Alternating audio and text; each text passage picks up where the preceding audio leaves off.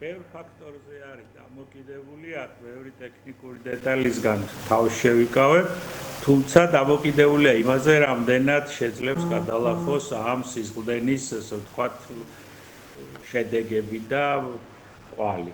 ეს არის ძირითადი საკითხი. ახლა მისი ჯანმრთელობის ანუ თქვენ კონსილიუმის დროს, ასე ვთქვათ, გქონდათ პაციენტთან რაიმე ტიპის შეხება თუ არსებულ მონაცემებზე დაყრდნობით იმსჯელეთ ექიმების ჯგუფმა?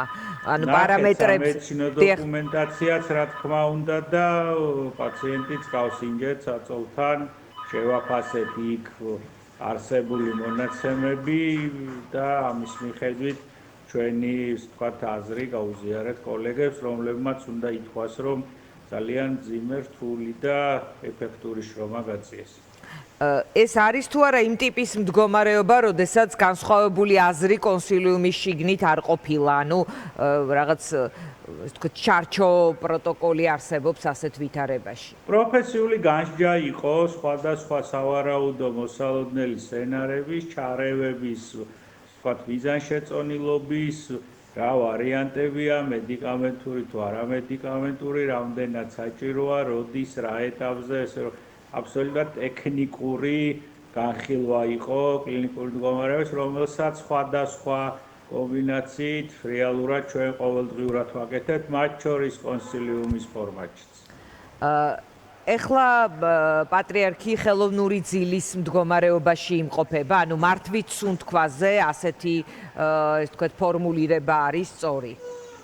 პაციენტი ახლა იმყოფება მედიკამენტების და აპარატული მხარდაჭერის ქვეშ.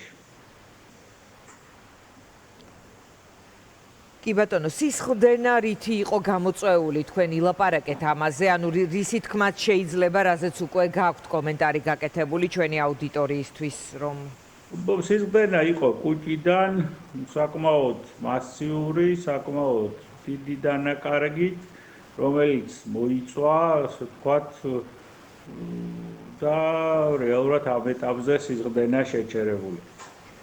როგორც ყვებიან, როცა შეიყვანეს პაციენტი სამედიცინო დაწესებულებაში, ის გონზე იყო.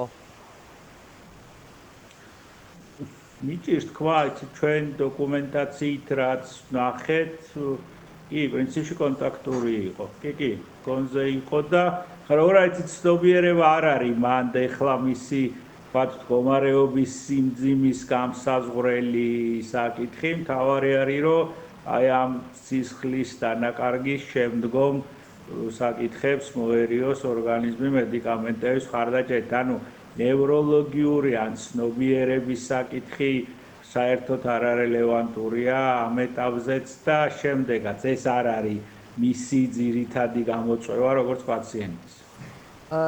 მოსაყდრეშიო თქვა ცოტა ხნის წინ, რომ მცირედი უკეთესობა შეინიშნებაო, ასეთ ვითარებაში ეს რაღაც პარამეტრების გაუმჯობესება შეიძლება გულისხმობდეს. არსებობს კონკრეტული პარამეტრები, რომელიც მაგ შემთხვევაში როგორც სისხლის, ასე ვთქვათ, ანალიზის შედეგები, ასევე ვთქვათ, ზოგადად სხვა მაჩვენებლები, რომელიც უწყვეტად მონიტორინგი ბეთვალყურეობა ხდება მსგავსი სიმძიმის პაციენტებთან და მათი ცვლილება რეალურად იძლევა უკვე ვთქვათ შეფასების გაკეთების საშუალებას, ან უარესია, ან მძიმეა, ან უკეთესია, ან იგივეა როგორიც იყო. ასე რომ ეს ძალიან დინამიური პროცესია და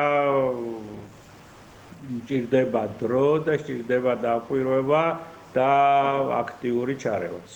ბატონო ვახტანგ, ბოლო კითხვას დაგისვამთ, კონსილიუმი ეს ერთჯერადი იყო თუ კიდევ გექნებათ, ასე ვთქვათ, საჭიროების შემთხვევაში კონსულტაცია მედიკოსების ჯგუფს? ჩვენ მუდმივად ვართ კონტაქტზე მის მკურნალ ექიმებთან, რომლებიც ყოველწუთაც არიან ჩართული მის მდგომარეობის მართვაში. რა თქმა უნდა, საჭიროების შემთხვევაში ისედაც და კონსილიუმის ფორმატშიც, რა თქმა უნდა, შევიკრიბებით. მინდა ერთ რამეს გაუსვა ხაზი. მე მგონი ეს საჭიროა იმ, ვთქვათ, საინფორმაციო ნაკადის თვალსაზრისით. შეიძლება ეს მედიით არ ჩანს ხოლმე ხშირად, მაგრამ ჩვენ რეანიმატოლოგები მსგავს კონსილიუმებზე მესმის პაციენტის თქვათ სტატუსიც განსაკუთრებულია, მაგრამ მსგავს კონსილიუმებზე ძალიან ხშირად ვიკრიბებით და საკმაოდ საინტერესო განსჯა და განხილვა გვაქვს ხოლმე, ამიტომ ჩვენთვის თუ არ ჩავთვლით თქვათ პერსონას, ჩვენთვის ამაში უცნაური არაფერია. კი ბატონო, ძალიან დიდი მადლობა ექიმ რეანიმატოლოგს ვახტანგ კალოიანს.